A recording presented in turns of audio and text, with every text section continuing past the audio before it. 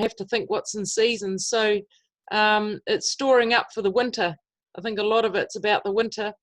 And there's our phone. All right. Just while you deal with that, I'll just remind everybody to put themselves on mute. That way, if your phone rings or your children run into the room or something else happens, you won't be disrupting the person who's speaking. Thanks. You can do that by clicking in the bottom left of your screen. There's a mute and unmute button. You'll still be able to hear what's going on. We just won't hear you. And if you want to pipe up and ask a question, you can just unmute yourself. Just as a word before Julia carries on too, sorry. If you've got a question that you'd like answered tonight, it can be a specific or a general one, feel free to just type it in the chat. Okay, so there is a chat box and you can type that in the chat if you've got questions that come up as people are talking. Are you right to carry on, Julia? Are you wanting to? Oh, someone's trying to ring on the landline, and I'll just have to give them a message, tell them I'm in a meeting. So if okay, you no someone problem. else and come back to me. Yeah, no worries at all. Mary and Logan, would you like to share about what's something that you do to be more self-reliant or self-sustainable? I'm actually not that great at the moment, but I'm partly setting up my whole life really. You know, our section has got Kath and I on it in 2 large tiny houses with enough space so that we're sort of planting fruit trees and nut trees and things like that. And eventually, hopefully, we'll get some other things like berries and things around, a bit kind of food foresty. And for us, it's partly the lifestyle. We're kind of independent, but so dependent socially, you know, so we're setting ourselves up for, that's us, for me. Great. What, Kath, did you want to add in anything? Some good advice I had years ago was about planting what you want to eat. And, you know, when I, first started gardening, I'd plant a whole packet of radishes, which I don't really like very much. So I really had to think about what I wanted to eat, and then secondly, how I was going to store it. And so I plant a lot of garlic. I use a lot of garlic. It's easy to store. I don't plant potatoes. I don't eat a lot of potatoes, but then they're also easy to store. But I do plant things that are really easy to grow though too. Like I've had a really good pumpkin crop this year. And they're really easy to store. And I like to be able to be generous and pass those things on. So it was balancing things that will look after themselves, like the pumpkins, and things that I actually want to use myself, so I no longer plant radishes at all, and I haven't had much success with things like lettuce, where I'll go and buy a lettuce or I'll swap a few things to get something else I want, and I don't have a lot of time to look after it. So you really have to think about what you eat, how you're going to look after it, and how it will store into those winter seasons like Julia was saying. Thank you. Thank you both. Julia, should we come back to you? There we are. Hopefully got Granny Trish coming soon. But it's like now, winter, I'm thinking about spring, and as in how to prepare the soil, how to prepare the garden, what mulch to put on, and it can just put it all to bed. And so it's a lot of it's about thinking ahead. In the spring you're thinking of summer, and summer you're thinking of what can be in autumn. So it's a lot of it's good because you're looking forward to the next season, and what you do now will set you up for the season. So so that's what I enjoy, and learning more about storage I do have a lot of dried lentils. Well, lentils are dry, but things like lentils, we've actually got another freezer that we just forget about, and we've got from BioGrains 25 kg sacks of lentils. That's our Armageddon, whatever, you know, if everything turns to custard. Oh, I shouldn't be telling everyone, you'll be all round there. But I'm a bit nerdy with that sort of thing. So have a sack of rice or something like that, and put it somewhere cold and dry and dark, and forget about it. And it's there. It's like an insurance. If the rivers wash out, you know, the bridges wash out or whatever, you've got something in whatever time of the year, you've got, you know, a bowl of rice. So you can go that extreme for a bit of survival that will help you through a few weeks. And then the garden is another insurance. It's sort of really insuring your life short term and longer term. Thank you, Julia. It's great we've got lots of gardeners on the call. And perhaps, Roberta, you'd like to share about what some of the things that you do in terms of living a more sustainable lifestyle?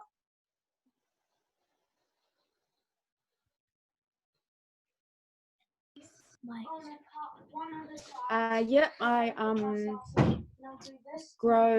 we grow a lot of fruit trees and try to pick things like the quince is a really good one. So you get a really heavy crop, even though it's something that people don't like to eat a lot. They sort of go, oh, that's a bit yucky, not sure about quince, but it's quite nutritious, and you can cook it up just like you cook up apples. It cooks really fast, and you can freeze it, and you can just use it like apple crumble. So if you want to sweeten it, you can with whatever sweetener you like, but I tend to not do that. I just add another fruit to it, so you can add berries to it or add apples to it, make a crumble out of it, or just eat it with cream or eat it on its own if you like. So I like that tree because you get really big fruit off it. Really, really big fruit. Some of them are, wow, that you can give a lot away. And so, yeah, we found during the lockdown it was really good because we spent heaps of time, because my daughter Barbara was here as well. So we spent a lot of time cooking because it was just at a really good time when all the fruit was coming on. So there was a lot of crumbles. But and another thing I really like, which I find really good, is growing herbs, because they're so expensive in the shops. And, you know, just for a tiny little bunch, it's about $4. Just for a few sprigs of mint or something. So I find that really economical, because especially when you got a recipe as well and you're thinking, you know, it's got this, this and this, I have to go and buy it. Whereas if it's in the garden, it's just so, it's just really, really handy and useful. That's great. Again, yeah. Carry on.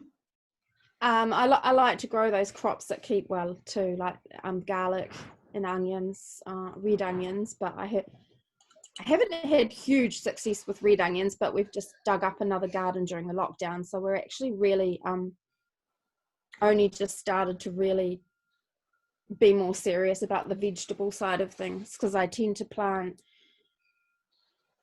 I have another thing as I plant trees. I plant a lot of trees, a lot of native trees, and one of the reasons is because I love the bush and I feel like a lot of it's depleted.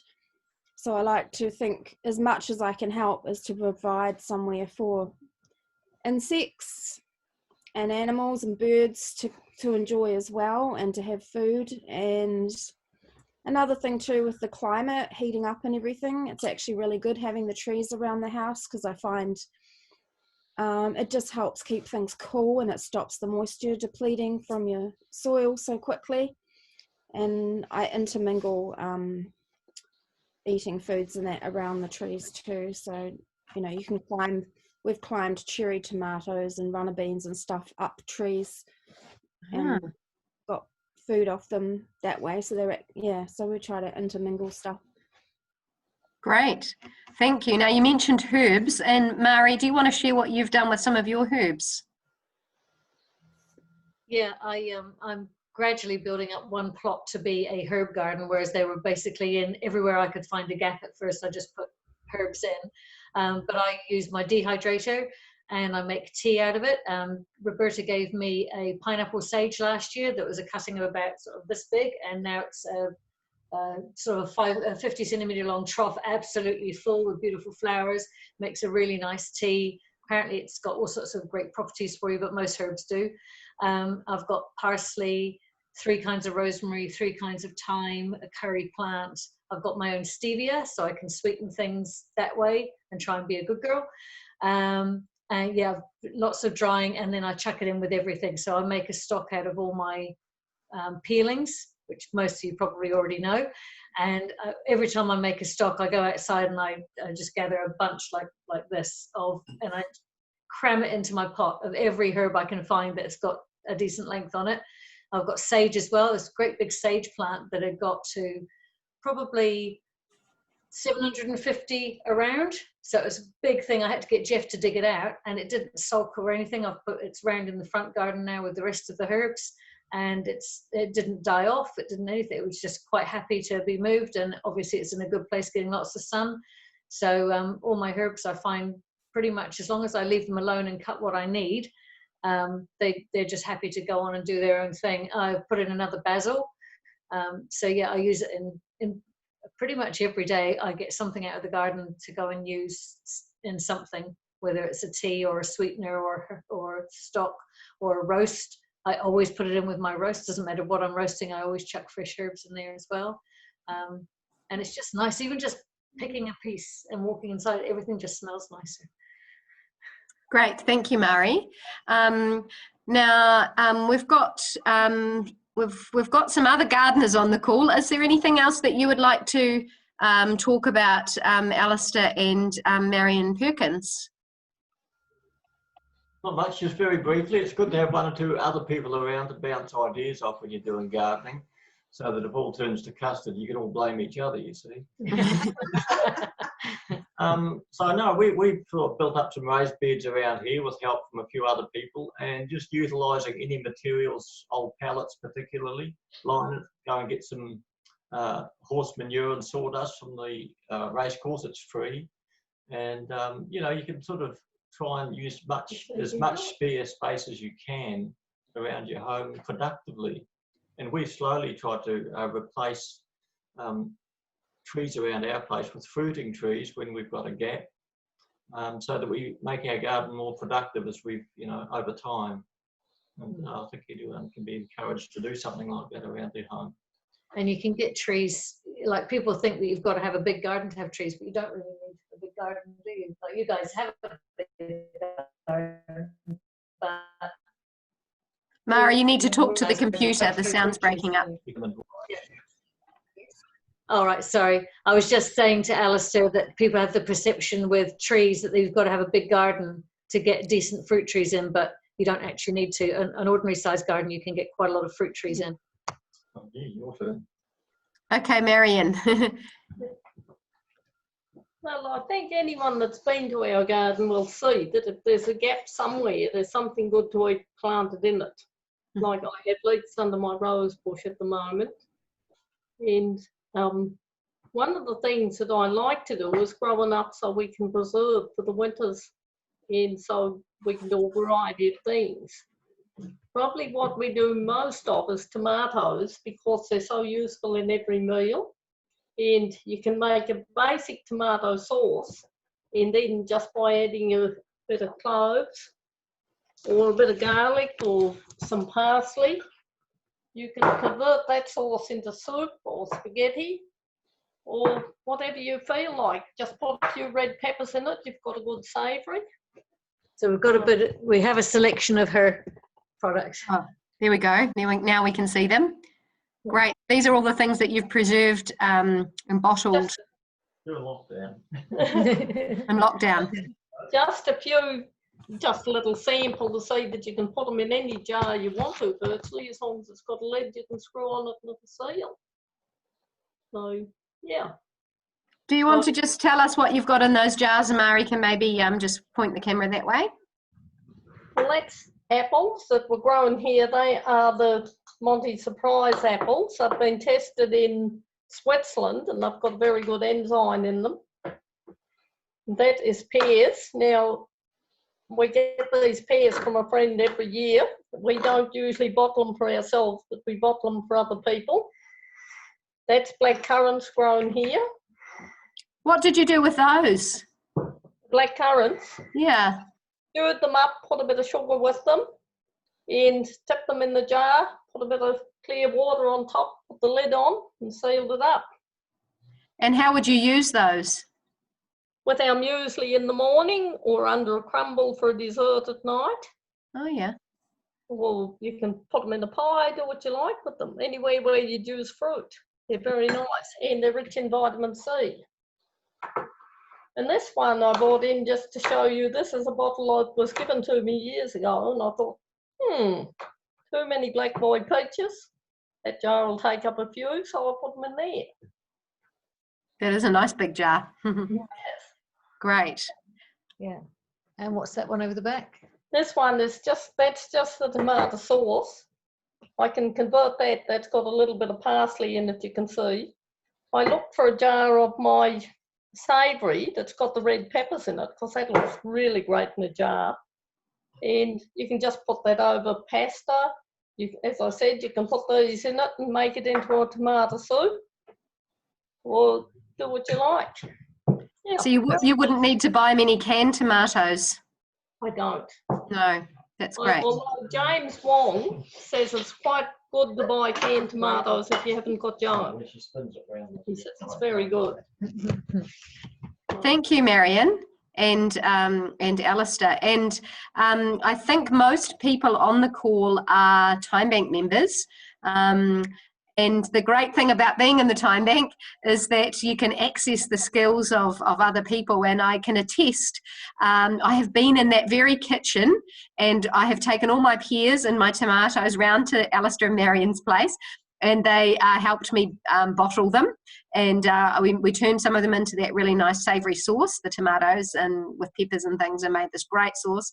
And the pears, we put a bit of ginger with some of the pears, that was really nice, and bottled them. And so if you think it's a bit, if you haven't tried preserving before, I'm not sure how available Marion and Alistair are, but they've certainly got skills to help you out. And if they have the time, you could certainly, I'm sure, approach them. I really enjoyed being around at the house and doing it together rather than by myself. And then they could say things like, "Oh, that lid hasn't gone down, that hasn't sealed properly, we better do it again," and things like that, which I didn't know myself. So so thank you, Marion and Alistair, and it's great to have you in the Time Bank with all your gardening knowledge and your skills with preserving. Let's move on to perhaps move away from gardening, although I know that Mercedes does also garden. But Mercedes, I'd love to hear about some other things that we haven't heard about yet that you do that's more in this sort of self-sufficient, self-sustainable frame. Yeah, so I got into this DIY stuff or DIY trend because I wanted to stay away from rubbish, and I started creating my own cleaning products, or also we just bought a dishwasher, and I started investigating how could we stay away from the dishwashing tablets from the supermarket, and I created that. I made it. I just searched for the recipe online and checked that I could get the ingredients here or at the bin in Christchurch, and I did them. And I do find it is a little bit time consuming, but it is definitely worth it. It is like playing with science, like when you're a kid and you're doing some experiments and, trying different things. I also make I guess, I don't know if you have talked about it already because I came into late into the call, but like the multi-purpose cleaner with vinegar and lemon peelings, that works really well in the kitchen. I also make my own deodorant. that one has been a funny story. What works for me doesn't work for my husband Thomas, and so I've been trying different things and mixing baking soda with coconut oil and beeswax, and that one didn't work for me, but it worked perfectly for Thomas. So I went for a different formula for mine. Yeah. Now, is it true that you've also made your own vanilla or almond essence? Yes. How did you do that? I bought the vanilla pods in the supermarket, or I can't really remember where I got them from. I think it was the Benin when it was still here. And you cut them in half, put them in rum, dark rum, just cheap rum, and leave them sitting there for a month or so, and then you have vanilla essence. And then same with the almond essence.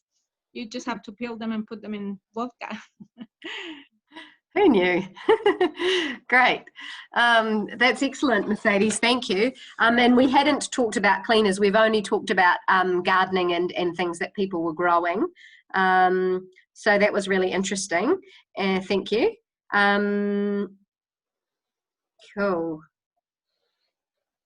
Okay, so Rebecca, do you want, oh, you're busy at the moment, or you're okay? Rebecca, do you want to share with us a bit about your lifestyle and how you live with those on the call? Sure.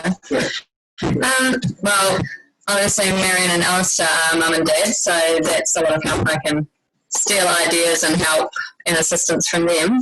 But a couple of things that came up from what other people do is I found a really good trick was when I get a big stash of lemons, because our lemon tree is a bit pathetic, and I juiced them all and grated all the rind off them and froze that, and that's so handy, just freezing the lemon juice in ice cubes, and it's about a tablespoon, so every time I need a tablespoon of lemon juice I can just grab a cube out, and it's really cool to have that on tap.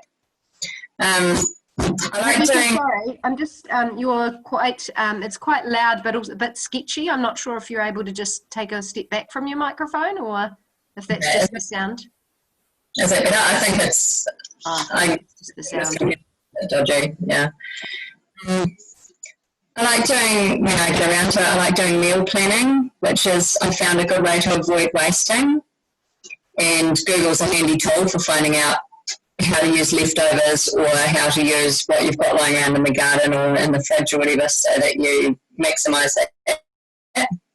And things that I find are expensive for no good reason, like golden syrup. I was thinking to myself, surely golden syrup's just sugar, how come it costs so much? So I Googled a recipe for that, and it's dead easy to make. So stuff like that, and I'll tried a few things, like I tried apple cider vinegar, that didn't go very well, and different kinds of shampoos and cleaning products and things like that. Not always successful, but it's quite fun trying, and you know, when you get a good one, it can save you quite a lot in the long run. I think the laundry liquid that I make costs, I think, maybe 6 cents a wash or something, and compared to, I don't know what the big ones cost, like $30 for a big one. Can you tell us about the latest shampoo trial? Because I think that's interesting.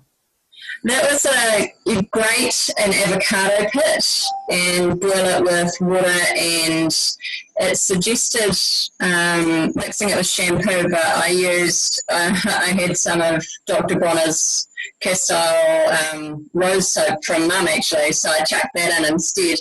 So it seemed to work okay. It's an interesting colour, might be suited maybe more to someone that has a ginger or brunette sort of hair. I'm not sure. I've got a friend coming down in a month, so I'm going to make her try it and see how that goes. Or perhaps you could, Kate, and might match your hair. And like, I think it was it Marion saying, growing to what you like? I used to get excited and just think, oh, I'll grow this, I'll grow that, and it would just lie there and not get used. So now I've sort of refined it to a few things that I know we use a lot of, you know, just try and grow them well. And things that I know get sprayed heavily, like celery is, you know, like maybe I don't use that much of it, but I know that it's sprayed, so I don't like buying it. So I find it good to grow that and garlic. That's it. That's great. Thank you very much. Diane, Candy, do you want to share about some of the things that you do that make you more sustainable, self-reliant? Thank you. Well, first of all, I want to say one of the things which I find is your attitude, and having fun, creating something is uplifting and good for your mood. So one of the things I've been making for maybe about 8 to 10 years is kombucha, and I've been experimenting in this last 2 years how I can use kombucha in different ways. Am I talking too loud? You're perfect. Okay, so yeah, you can make kombucha many different ways, but out of that kombucha, I like to, and this one's 1 year old, this is plum sauce made with just an ordinary plum sauce recipe, but with kombucha instead of vinegar. And it keeps really nice. And if you're worried about it, you know, whether it becomes a bit more alcoholic or maybe it's not the best, just boil it up again. And that's 1 year. And this is another thing that I make with just vinegar, is another plum sauce, but it's with malt vinegar. And I find that these veggie sauces are great with, you know, my boys, they like stir fry or something like that, and adding a little bit of that is really handy. So today I made some date scones here, and that is with kombucha. Wow. And other things. And one of the salt, Rebecca might be interested in this. I've been using citrus peels and putting them inside salt, just peeling them off, and rather than putting them in the freezer, I just put them in salt. And so therefore, when it comes to making scones or bread or something like that, or soups, no, I just put a half a teaspoon of salt in, which is already citrusy-fied. Does the citrus keep in the salt? Pardon? Yes. You can preserve any citrus peel in salt. The Persians have whole lemons, and they put them in a great big jar with salt and pack them down. So I thought, well, if they do that, maybe I can play. And so I've been using this citrus, just that's grapefruit peel. Well, you wouldn't use grapefruit peel if you were got on blood pressure medication. But because I'm on no medication, I can use lots of different citrus peel in my food. So I make my own bread as well, and this is some bread I made today. And generally, what's great about this bread is it's just an Irish soda bread basic recipe, but instead of using their soda or beer, I use kombucha. And I just play around with what kind of flours or beans or sprouts I've got, grind them up, and, you know, rolled oats or coconut, other nuts, and just, yeah, use them. And doesn't matter how you combine it. I've given the recipe to Mari, and so, yeah, it's just fun. Having fun, I think, helps you be a bit more creative and think about what kind of recipes. There's another thing that I did at the beginning of this virus, is I made my own hand sanitizer. I just had a little tiny bit of old hand cream and a very old dish of kombucha, which was alcohol. Really, it was 6 months old. I was just playing with it to see how the SCOBY would layer. And so I thought, oh goody, I'll use that old kombucha with my hand cream. And so this hand sanitizer has been using us, and it dries out very quickly, smells quite nice, and yeah, it might be my imagination that it's good hand sanitizer. And this one is made from mint. I do a lot of foraging, so any apple mint, or this one's got apple mint and marshmallow, and I just make it up with vinegar and sugar, and it's a great way to preserve your greens. And I've been using, because I have fragile bones and can't take the medications, I prefer to make my own comfrey and apple mint with vinegar and sugar, and I use that in my cooking often. And it helps, the vinegar and the sugar help to preserve the nutrients and carry the good elements, you know, for a few months. And so I use this a lot.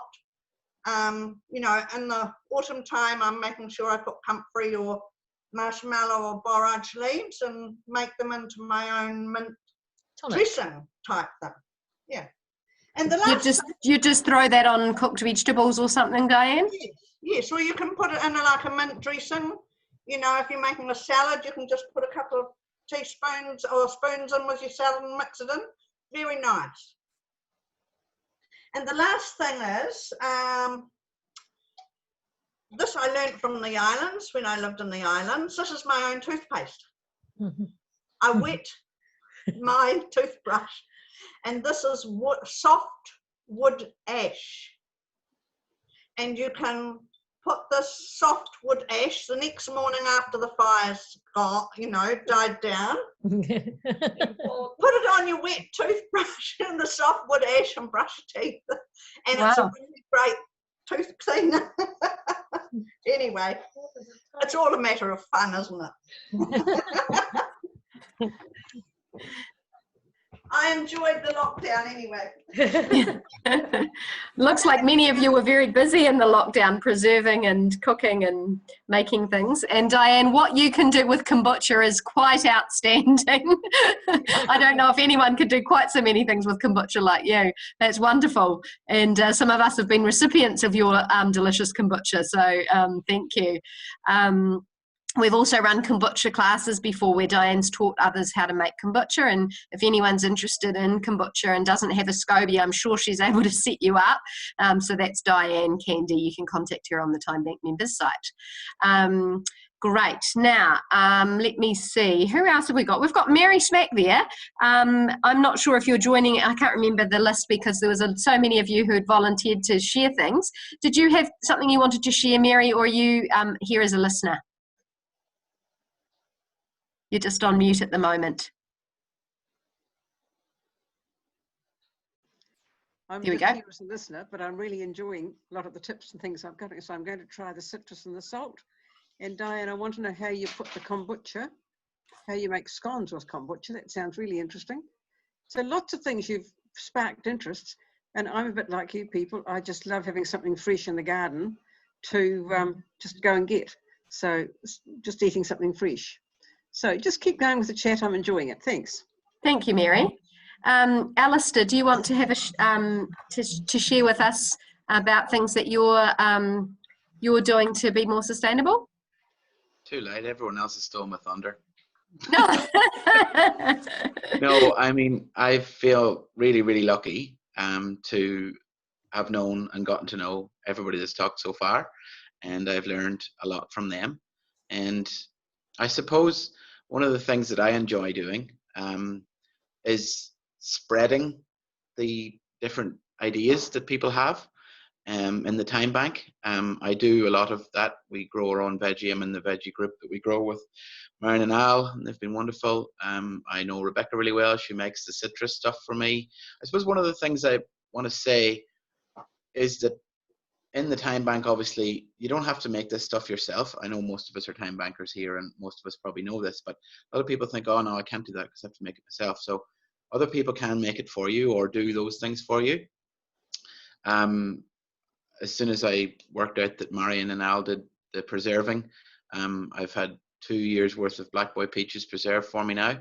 And through Julia, I was able to get on to somewhere where there was Black Boy Peaches going for free. So we went I got another time banker to help me, and we went and harvested them, and I paid them time bank credits to help me harvest them, and then I paid Marion and Al time bank credits to preserve them for me. And then we grow tomatoes in our veggie group, and Marion's preserved those for me, and that's fantastic. And so all that stuff that we've gone, and I think it takes the planning that Julia talked about to the next level. So you're not just planning what you're going to plant, you're planning what you're going to eat for the year by preserving it. So yeah, I use the toothpaste, I use a deodorant from Hannah and Liam, made our own. And yeah, I can't really think of a whole lot else. I save up the citrus, and Bex makes it for me. So yeah. That's great. What's that, Bex? The animal farming, does that count? Yeah, possibly. Yeah, so with Bex and Evans, I've been farming some animals, and we basically raise our own meat, essentially, in a very nice, happy, humane way. And we really like to know where it comes from. So that definitely, thank you, Becca. Yeah, that really counts, because we know where it's come from, we know where it's been its whole life, we know what it's eaten its whole life, and on the day that it unfortunately has to leave the world, it happens in an instant on the farm in seconds, and there's no trucking to a big dairy abattoir or types of things like that, you know. So yeah, that gives us a lot of comfort, and yeah, so it's quite cool that way. Thank you, Becca, because there was nothing I could think of. Thanks, Alistair. No, that's great. And I think your point is a very good one, that because we're Time Bank members, we can lean on each other. And if you're growing something but you don't have time to do something with it, perhaps put the call out and see who might be able to help you with it, like you've done. You've had people help you with preserving things you've grown and so on. So so that's just a good reminder for us all to know that we can ask for help, either getting people to do it for us or showing us how to do it. I see we've got Granny Trish who's joined Julia's place, and for those, do you want to just tell us a bit about yourself and what you do, because not everyone will know Trish? Yes, I'm a preserving addict, I could say. I was brought up to waste not, want not, and all my life I've been taught how to preserve things, and once freezers came in, it was easier, but I still much prefer to have it in a jar. It's easier to use. My husband's got a huge garden, and so there's so much stuff comes in from that I don't like to waste, even though it would go to the 2 pet sheep if I needed to. But I prefer to have it myself, and I put it in jars, and then I've been selling it for Ronald McDonald funds at the market, and that has worked very well. Can you tell us how much money you've raised for Ronald McDonald House through selling your preserves? 25,000 in the last 4 years. That's amazing. It's very generous of you. And a lot of that would have been wasted, you know, well, wasted to the sheep, and people have given me extra stuff too, you see, and which they would have wasted. And what's the favourite thing that you make that you enjoy eating? The favourite preserve, or 1 or 2 favourites? On my latest one, I was just given the recipe for a quince and apple chutney, and I was to die for. I have it on the table all the time, and I had mince for tea tonight, and I piled it on my mashed potato. I've had it in an omelette. It's just my new recipe, and I love it. That's I go great. through the stages. Yeah. We had someone on the call earlier, Roberta, sharing about how she really enjoyed having a big quince tree. She's got these huge quinces, so maybe she might not need that recipe from you. Yes, I'm quite happy to share recipes. Yeah, great. That's good, and I've certainly been a recipient of many of your things. My husband likes to eat jam, and I don't make jam, so we've bought a number of your jams and marmalades. We've got your marmalade and a pear and ginger jam in the fridge at the moment, which is very nice. So excellent. I'll just share. Also, yes. I cooked it a bit much. It's a bit firm one. That pear and ginger jam. Yeah, it is firmer, but I like it. My toast as easily. Oh, well, it's really nice. I'll just share that one of the things that I have got into doing is making my own sauerkraut and kimchi. So I don't actually really like cabbage as a vegetable, and I hardly ever cook it, or occasionally I buy it, and the only thing I make with it, if I'm not preserving it, is an Asian slaw, like a coleslaw, but with an Asian sauce on it, like a sesame oil and fresh ginger type sauce. So that's the only thing I actually use cabbage for, because I don't really like it. But I've discovered that I really like, I really like kimchi. I lived in Korea about 18 years ago, and they eat kimchi for breakfast, lunch and dinner with any meal. It's their accompaniment. So I got used to it there, and I do love it. And so I make my own kimchi and my own sauerkraut. I much prefer the kimchi, but that's a bit more time consuming to put together. It's quicker to ferment, but takes a bit of time to put together. The sauerkraut is literally just cabbage and salt, and I throw some caraway seeds in there, so it's really quick to prepare.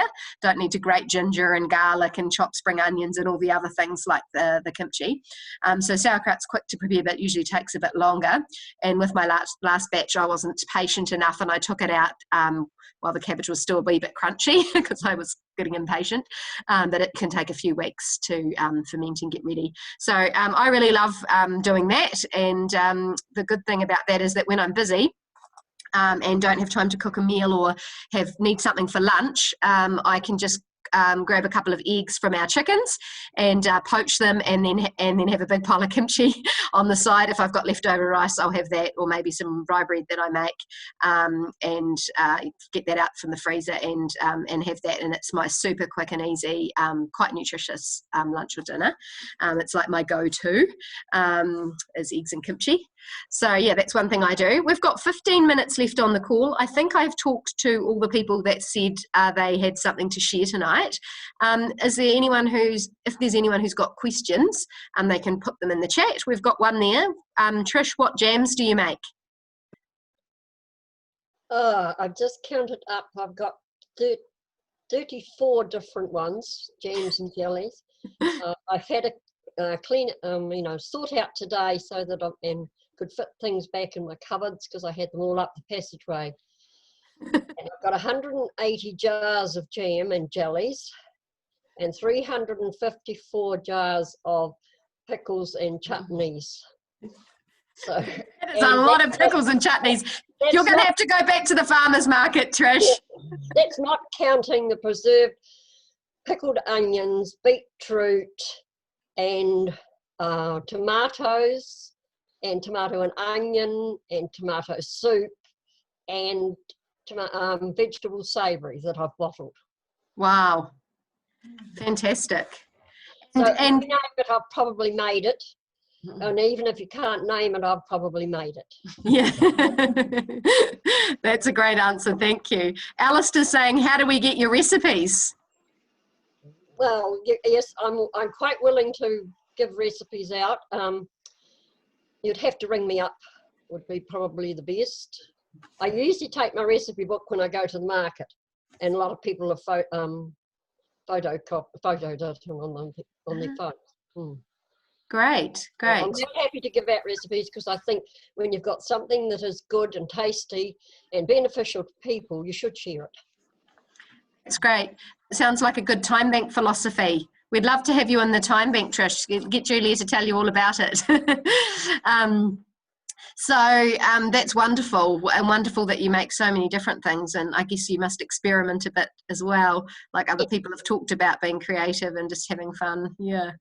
My husband brought in a wheelbarrow full of carrots and leeks, and so that made a lovely carrot and leek relish that was very popular. So I'm waiting for him to do that again this season. He's just about due to. That's great, thank you. Kate? Yes. Sorry, I was just wondering, with all these ideas here, should we start some sort of a resource, like a online resource or a time banking resource for all these particular different skills? I know that we could all end up, giving this to each other and that to each other, but that would be great. But all of us know each other. So for the other time bankers that are out there, I don't know, just thought it might be something useful. Well, we are recording this call, so we can share this call and the ideas that have been shared with other people, and it will be available for you to watch again. Mari? I was going to say, isn't there a facility on Facebook to have files? So you can put recipes and things in the files attached to the Time Bank Facebook page.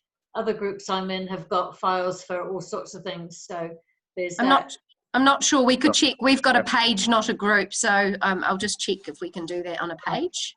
Yeah. The other thing I just wanted to touch on, we've done a lot about food and that, but there's other things that we do. One of the things that came to the fore for me in lockdown was about this whole make, do and mend thing. And I made a deal with myself at the beginning of this year that I wouldn't buy any clothes this year. So I make all sorts of things. I've had to go making socks. I've made this top I'm wearing. And sometimes I can put clothes on and realize I've got 4 different items of clothing that I've actually made myself. Or they've been like my husband's jeans that I've sized down for me. And men's jeans for women are great because the pockets are big enough instead of the stupid little pockets they put in female clothes.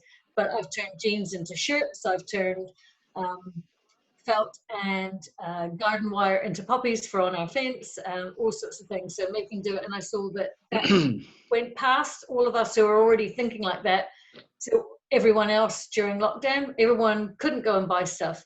So they found out actually you do have plenty of stuff around the house to make. Even with, like said Danelle at Simply Eco, I went in there the other day because I've been giving away sourdough bread and I always give it away wrapped up in a tea towel and then people wash it and give it back to me. So at times I can have quite a few tea towels missing. And she had these bread bags and she said, oh, but I've got tea towels that are a lot cheaper than that bread bag. And I said, oh, but you could get a pattern off that. Knowing me, she knew that I could buy the bag and then I can actually make a pattern from that.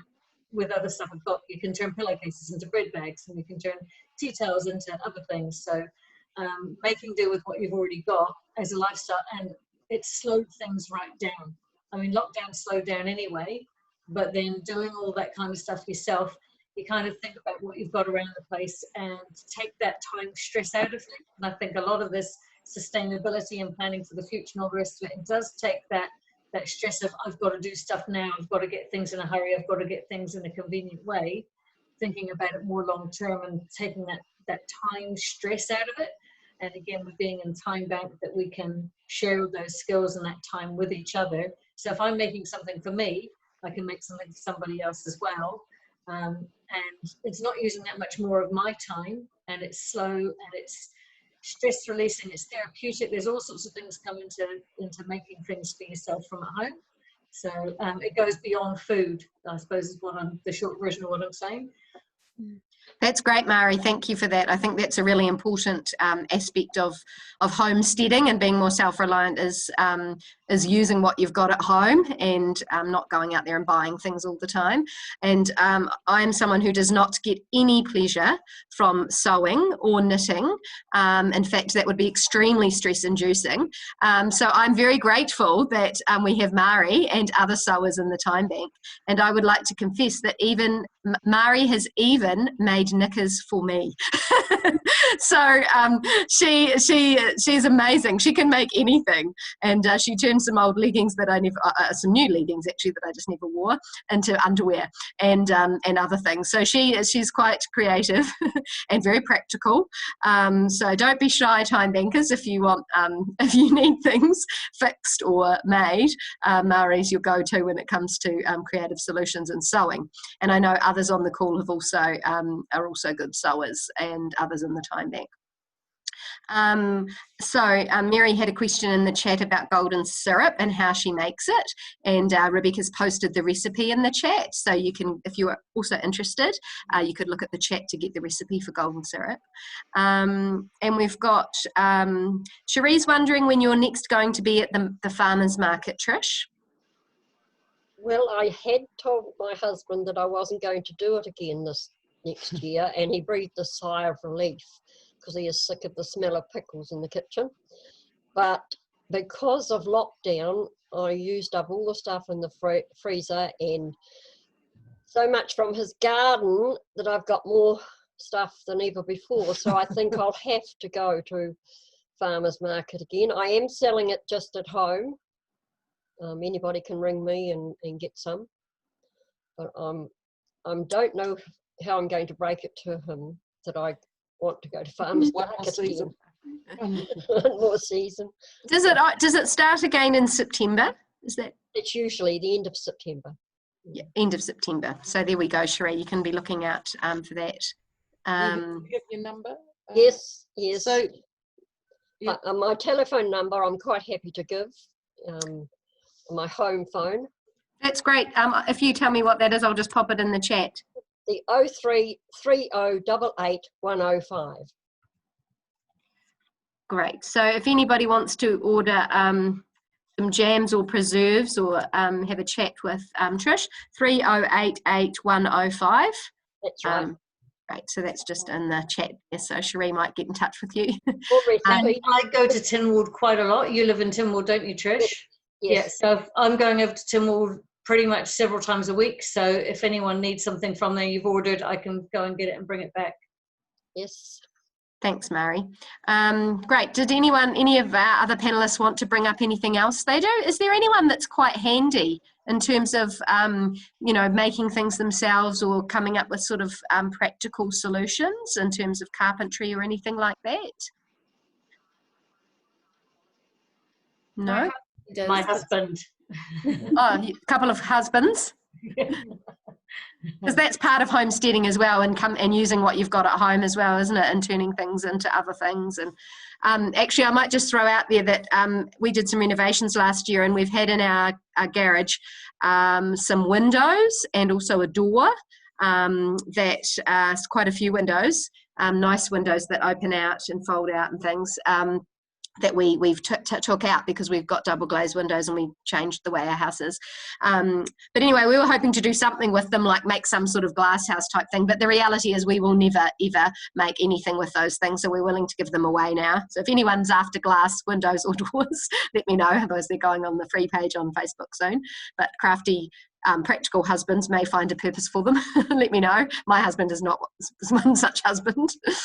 Are they wooden or are they wood? Wooden, yeah. Wooden frames. In them, which is good. Some of them are really nice, like wooden frames with, lettuce, or not lettuce, but that kind of, yeah. I think they're called.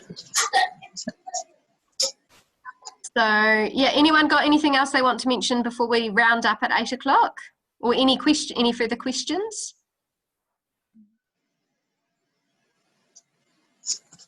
Yeah, Marion.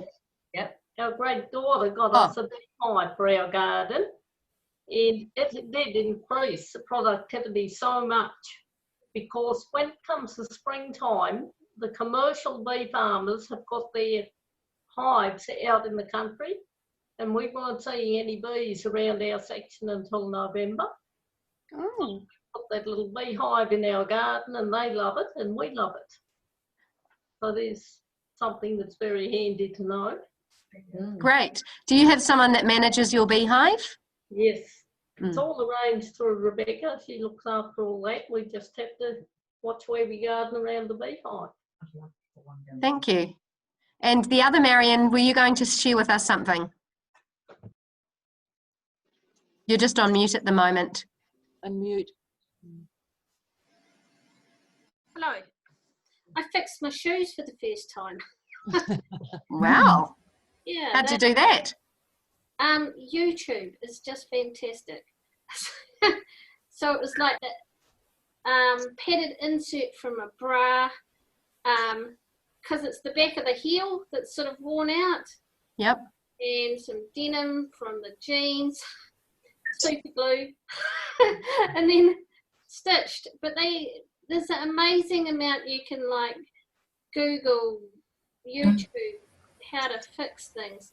And surprising for me, who's not very handy, they actually worked out really well. What a great thing to know. That's cool. Thanks, Marion. And is it true that you also make cheese? I have done after the time banking cheese workshop. I missed the bread one because I was busy making cheese. And the halloumi is really easy. Uh-huh. and tasty, surprisingly tasty and things too. So I think if I was going to do it, it would probably be quite good just for because I'm a beginner, it takes so long to do a decent sized batch and then store it, you know, so you make a decent lot and then something else. That would be me. Great. Yeah. Anyone else got any last thoughts they want to share? Jump in now.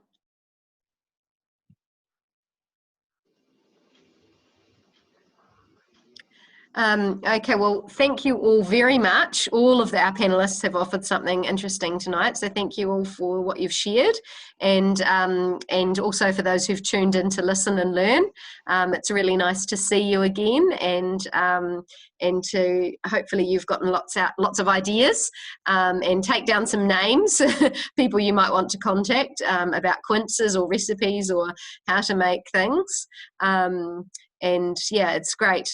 Thank you. I think it's great the diversity that we've got. Obviously, a lot of experienced gardeners, and I'm really interested in what Mercedes has done with a lot of the DIY things for stuff you use every day.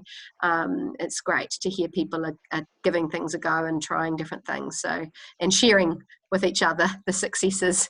So that's really cool. So I think we might leave it there. It is just being on 8 o'clock. Thank you, everyone, and I have recorded this. I'm sorry, I did forget to ask at the beginning. I checked with our panelists first if they were all happy with it being recorded. I forgot to ask anybody that was listening in. But if you don't want it shared, can you please let me know? But hopefully we can make it available so other people can enjoy and learn from this kōrero, because it was really interesting. And that's it from me. Thanks, everybody. Next week, we've got Tuesday night at 7 o'clock, we've got another great presentation. Robin Burton is going to be talking about his trip to Antarctica. Some of us heard it last year, when he did one in person in Community House. That was with his own photos. He's now got all the photos from all the people that were on his trip. So he's got heaps to choose from, and he's chosen some really good images. So it'll be a bit different. If you came last time and enjoyed it, you probably enjoy this again. And his grandfather was on Scott's ship, so he's got a bit of a family connection to Antarctica. He talks a bit about that, as well as what he's seen down there and about his trip. So that should be really interesting. And the following week we have winter gardening. So Julia is going to be helping us with that, and a couple of other time bankers that I'm not sure are confirmed, so I won't announce. But Julia is going to be talking to us about winter gardens and the kinds of things we can be doing in our gardens in winter. And I guess that's to do with a bit of what she was talking about before, planning ahead for the coming seasons and thinking about what you need to do. So that will be a good learning experience as well. And the last one for the month, on the 30th of June, we've got Gender Spa talking about time banking in today's world, and that will be really interesting in terms of today's sort of economic crisis and just the way things are going in the world, where time banking might have a greater role. She's completed a master's about time banking and as an alternative or a complementary currency, and talking about the kind of impacts that time banking can have. So that should be a really interesting talk too. So plenty of things to keep us busy on a Tuesday night at 7 o'clock, and hopefully you can all find those details in the buzz to join us again. Okay, take care, everyone. Thanks, Kate. Thank you. Bye-bye. Thank you. Bye. Bye.